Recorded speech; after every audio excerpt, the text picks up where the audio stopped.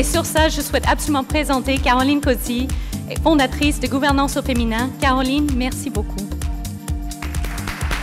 Et ce qui est formidable, je suis toujours heureuse de constater combien d'hommes on a, la diversité qu'il y a autour des tables, des hommes, des femmes de tous les âges, de toutes les origines, de toutes les industries. Et je pense que ça reflète bien notre société, et que ça va être la meilleure façon vraiment de renforcer ce message, qui est que l'avancement de la femme ne passe pas par les femmes uniquement, il passe par un travail conjoint, tous ensemble. Nous, les femmes, nous avons un certain nombre d'obstacles à surmonter qui nous appartiennent. On va en parler avec Madame Leroy tout à l'heure. Toutes ces notions de modestie féminine, de manque d'assurance, toutes ces choses qu'il faut qu'on renforce pour être vraiment prête.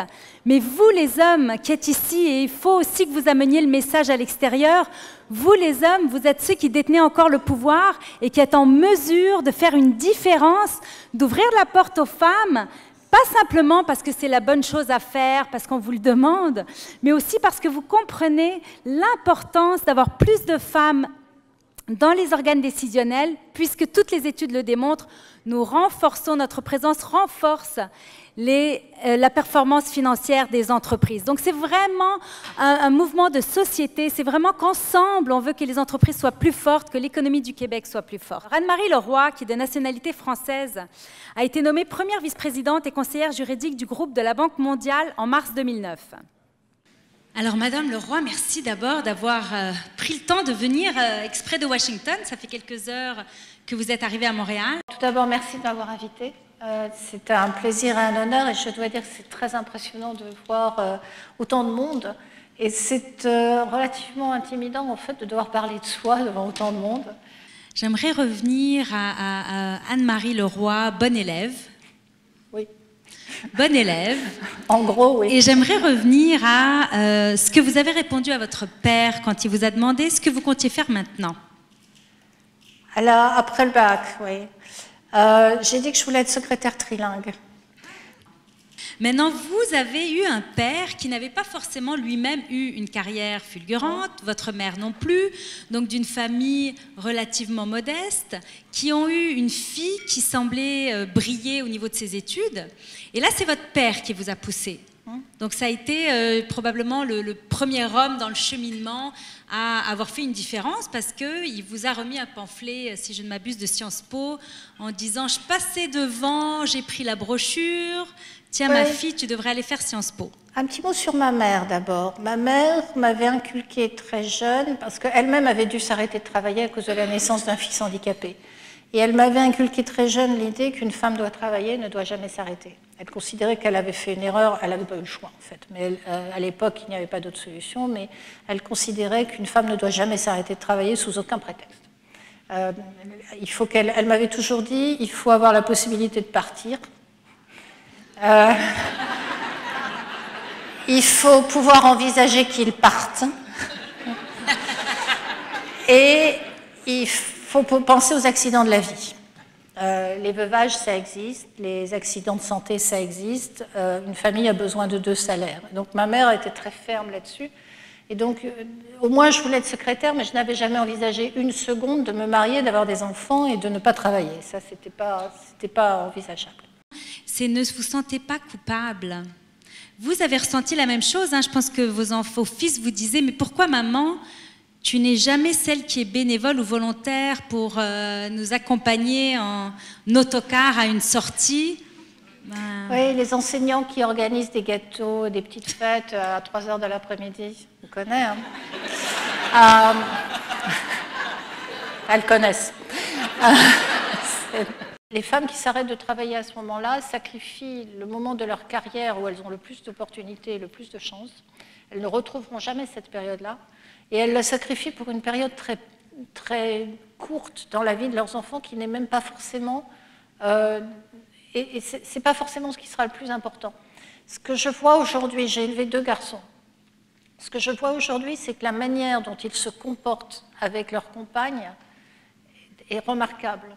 L'un et l'autre trouvent parfaitement normal d'avoir des compagnes qui travaillent, qui rentrent tard le soir. Et en ce qui concerne nos filles, eh bien, je pense que c'est d'être un modèle, un exemple, et c'est connu, il y a eu des études là-dessus, que les filles dont les mères ont des grosses carrières sont des jeunes femmes très ambitieuses qui elles-mêmes réussissent mieux que celles dont les mères étaient à la maison. Donc pour celles qui pensent que de rester à la maison, on va élever des enfants qui vont mieux réussir, ben, pas forcément.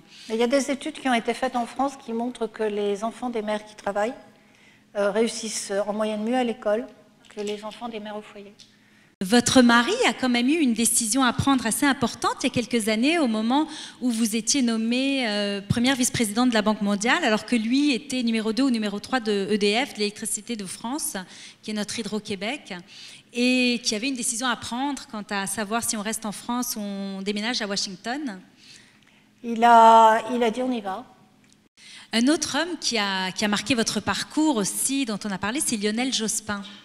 Alors j'aimerais bien aussi que vous partagiez avec nous ce que Lionel Jospin a fait pour les femmes et comment ça a eu un impact sur vous. Lionel Jospin est probablement le seul homme politique français qui soit authentiquement et sincèrement féministe. Je veux dire, pas seulement pendant les campagnes électorales.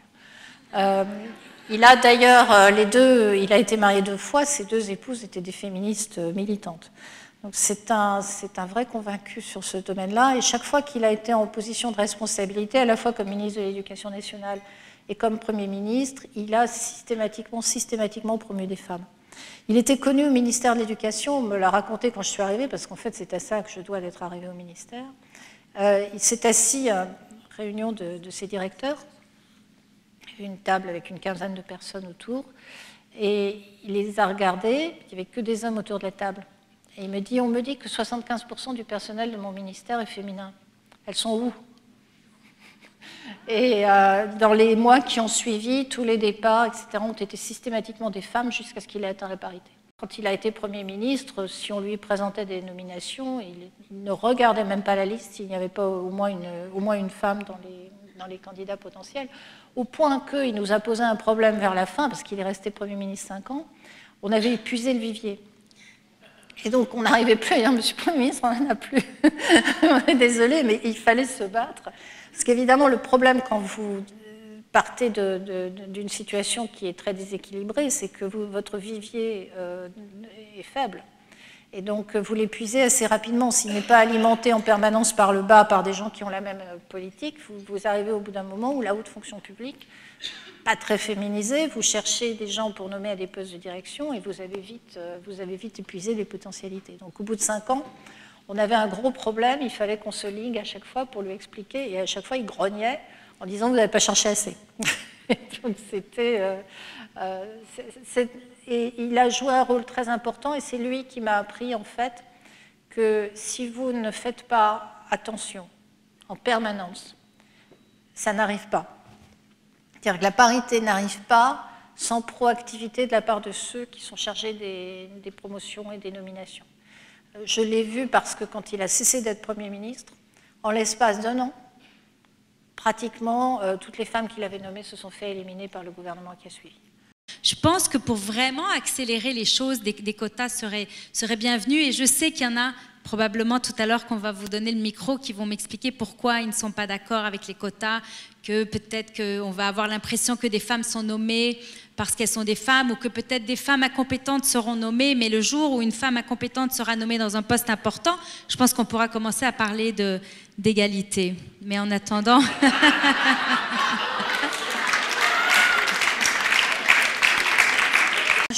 J'ai beaucoup évolué sur ce sujet. Je crois que ma première réaction aurait été contre. Mais comme je vous l'ai dit, je pense que je me suis aperçue que sans volontarisme, on n'y arrivait pas. Et donc, c'est le seul moyen, au moins à titre temporaire. Merci d'avoir mentionné tantôt la référence à notre nouveau gouvernement. Je suis présidente du Parti libéral du Canada, Québec. Alors, il y a des moments dans la vie où c'est un peu plus intéressant de le mentionner que d'autres. Alors, cette semaine...